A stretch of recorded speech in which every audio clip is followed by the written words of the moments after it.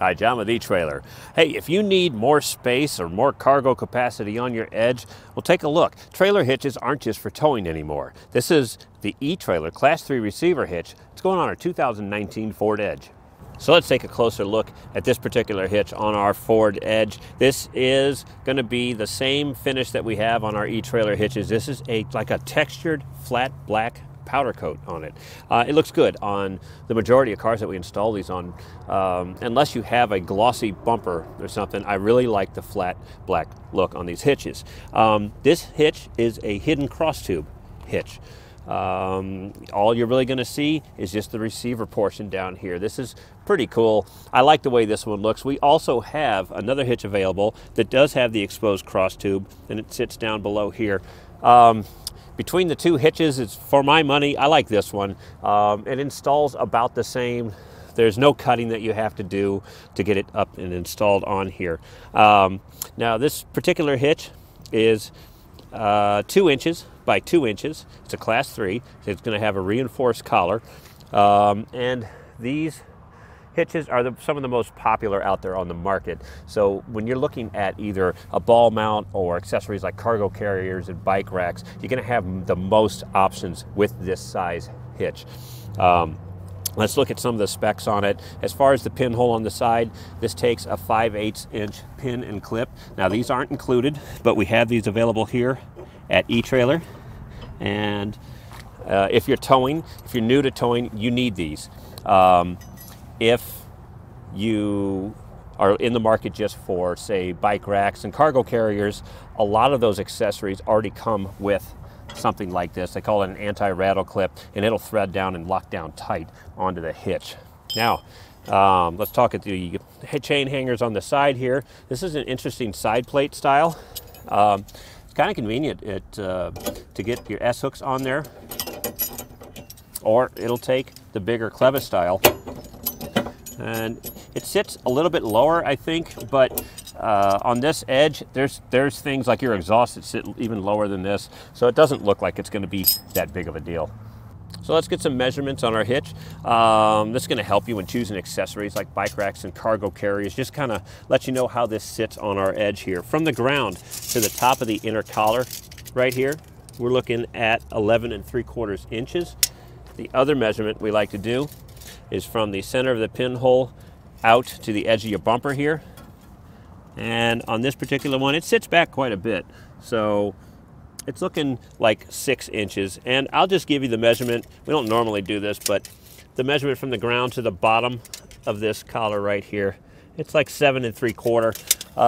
Again, I don't think that's a problem with anything, but just so you know, maybe if you do some steeper inclines or go off-road or like that. Now these measurements are important. Say if you're going to be towing, if you're going to get a ball mount, you're going to want one with a rise on it for your trailer to be level. Or if you're choosing bike racks and cargo carriers, these distances are going to help you with ground clearances, and with the ones that fold up, you want to know if they're going to contact the back of your bumper here. So let's talk about some weight capacities with this hitch. As far as the tongue weight rating, that's going to be the force pushing down on your hitch, 675 pounds. That's plenty if you have a big 4-carrier bike rack or maybe a cargo rack with a generator on the back. As far as towing capacity, you're looking at 4,500 pounds. That's of course going to be the weight of your trailer, plus anything that you put in it or on it. And then check with your owner's manual with your Ford to make sure that you can haul that much. Just to let you know, if you do have a weight distribution hitch, this will accept a weight distribution hitch, and then the values don't change at all. You're still at 675, 4,500.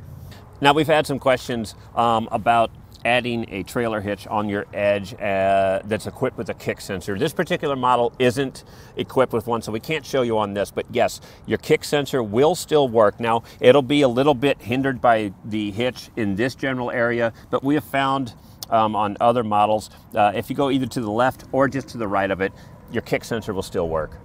So final thoughts on the hitch with the Edge. Look, I think this is a great option. If you're like me, I've got 2 big dogs that take up the majority of the space in the SUV. So if you're gonna, if you're tired of throwing your bikes in the back, or if you just want more space, these are a great option to add. They're fairly inexpensive, and it'll open you up to a whole world of cargo carriers and bike racks and everything else that you need to go on your adventures. As far as installation goes, yes, you can do this in your driveway or in your garage. This installs in less than an hour and a half with most basic hand tools. And this particular model with the hidden cross tube, I think this is going to be the best bet for you and your edge. There's no cutting. You have to remove one of the panels under here, and it just doesn't go back on. So everything else, you're not cutting or trimming. The other kits, you have to cut and trim. So if you want to see how we installed this one on this edge, stick around and we'll show you. All right, let's go ahead and get started with the installation. We have our Ford up on a lift here. It just makes it easier for us to show you what's going on underneath here. This is absolutely a job that you can get done on your driveway or in your garage. We're gonna lower the exhaust down. I've got some silicone spray, and we're gonna come to either side of the vehicle. You're gonna have some rubber isolators for the exhaust. Just go ahead and spray these with the lubricant here. If you don't have silicone spray, try not to use anything like oil base. It'll end up hurting the rubber. So just regular soap and water works pretty darn well to get these off. While we're letting that lubricant work, we're going to take a cam buckle tie down strap. I'm going to come to underneath the vehicle just to the coil springs. We're going to hook on the left side and the right side over here and tighten that up. Once we loosen the exhaust, we can lower it down in a controlled manner, and it's not going to hurt anything under the vehicle. So you can take a pry bar like this, and one of the things I found easiest on these edges is put the pry bar at the bottom down here, use the muffler as leverage, and then just work that off. Do this on both sides.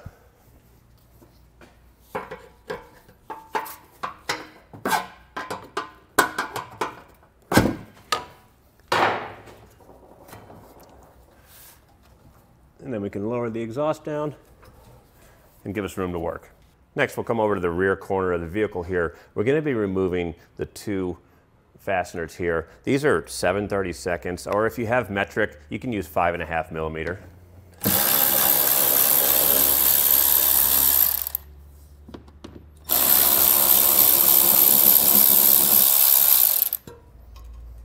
And then there's going to be two flange nuts up here, 1 and 2 on the frame.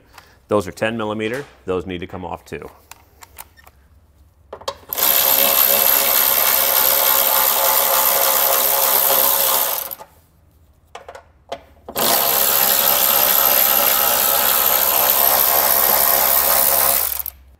Now we can remove this plastic inner shield here. And you're going to want to do the same thing for both sides. It's the same process. Then we'll remove the 6 fasteners that are holding up the heat shield here. Again, this is 7/32 or 5.5 millimeter.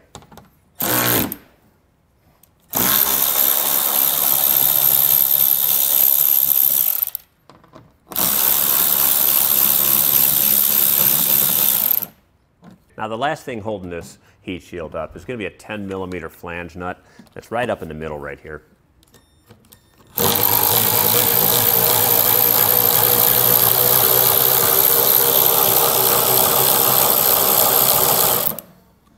Now with that removed,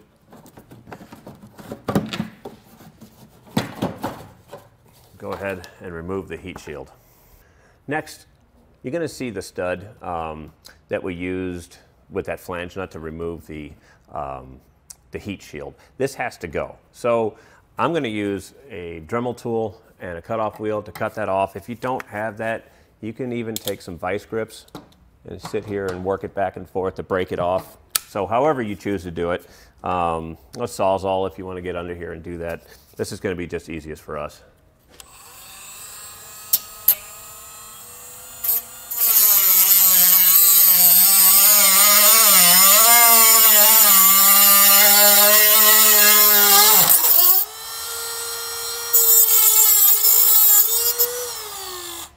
let's take a look at some of the hardware that we're going to be installing here.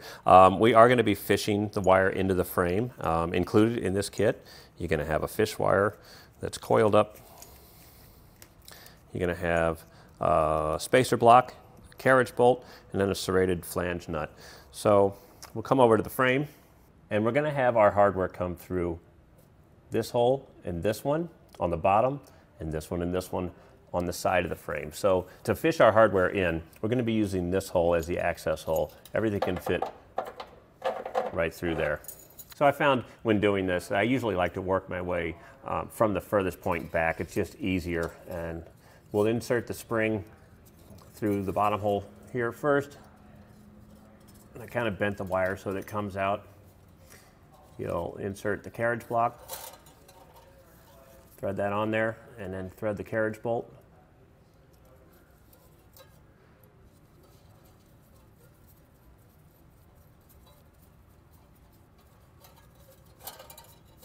And push the block up through the frame first, and then the carriage bolt.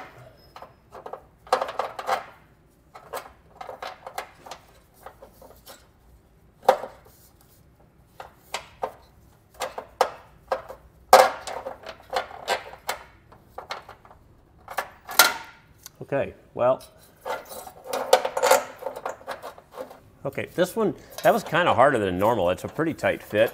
So I'm going to do another one, and I'll show you how we ended up getting it. And again, I'll work from the furthest point back here. So we'll go on the side, up there, through there. And again, we'll thread the block in first, and then the carriage bolt. This hardware barely fits, but I was able, if you see the carriage bolt, the flat side right there, it has to be with the flat side on the long side of the oval cutout here. So once again, we'll put that spacer up first, and then make sure that the carriage bolt is kind of keyed, and then it'll just go in. It's a lot easier. So go ahead and repeat that for this hole and this one. Okay. Now, with all of the hardware mounted, just go ahead and repeat the same process on the other side. Now, one quick note here. Before you go and raise the hitch up, you're going to want to inset the two top studs, because that hitch is going to come up and come up the side, and then you'll still thread the wires through the holes and everything, but just don't have these top studs sticking out when you go to raise it up. All right, next step is going to be putting the hitch up. Now, if you have an extra set of hands, that's great. If you're by yourself, this is also a handy thing to do, is with a cam buckle tie-down strap. If you have another one, you can kind of loop it around to hold this side up while you thread all this on, because this starts to get to be a handful after a while. So we're going to take all of our fish wires, and we're going to thread them through the hitch. So the one that was closest to the back of the car is going to go in the hole on the hitch. The two round holes, the oval hole in the middle here isn't going to get used. So we'll do the bottom frame, and then we'll do the bolts for the side of the frame. And it's okay to do this one side, get it up, and then go around to the other side and do the same thing. So, and then before you raise it up there, remember to keep your serrated flange nuts close by. So we'll go ahead and lift this up into place.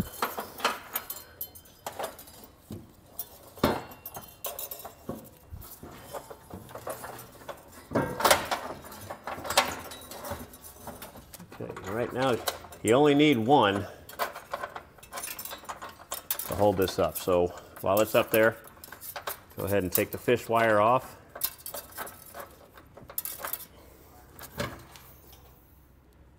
Take your serrated flange nut, carefully thread that on there.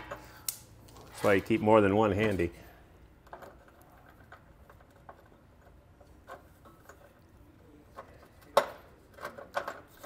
Especially doing this with your left hand. All right, so that'll secure it, and then just go ahead and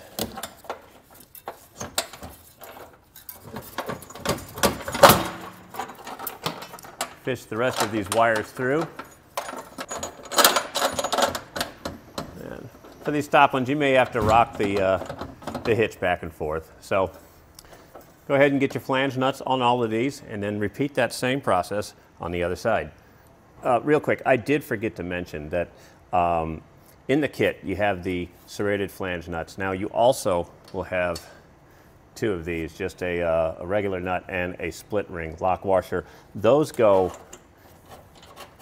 in this location here on either side of the car, up here by the gusset or this cross brace here, because the flange on the lock nuts probably interfere with that gusset. So on these, we'll just be using split ring lock washer and the regular nut here. And again, this is going to be the same for the driver's side and the passenger side, just this one location. The rest of them all take the serrated flange nuts. Now that we have all of our hardware up here, we're going to go ahead and snug these up. This is an 11/16" socket. We'll snug these up, and then we'll come back and torque them to the specs in our installation manual.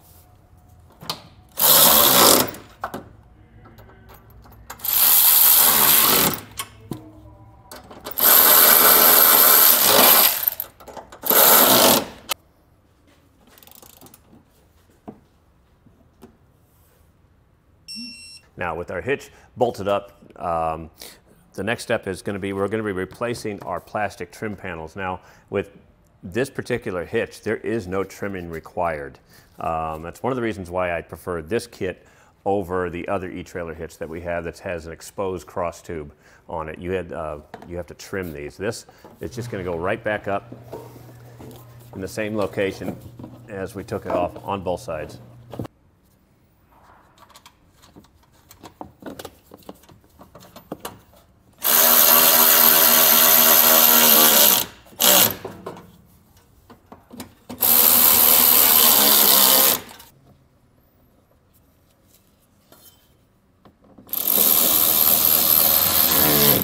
Now with the side panels up, that leaves us with this piece that the heat shield piece that we took off across here. And quite frankly, there would have to be so much heavy modification to this that it's not even worth putting back up. Any heat shield properties that you would need is going to get soaked up by this big hunk of metal here that we just installed. So for my car and for this application, we're going to go ahead and set this off to the side, not reinstall it. We'll just go ahead and raise the exhaust.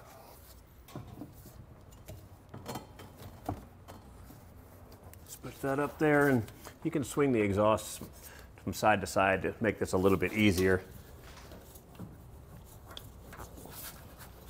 Then once it's up, don't forget to get your cam buckle tie-down strap. Grab any tools, because you're done with the installation. And that was a look at the e-trailer Class 3 receiver hitch on our 2019 Ford Edge.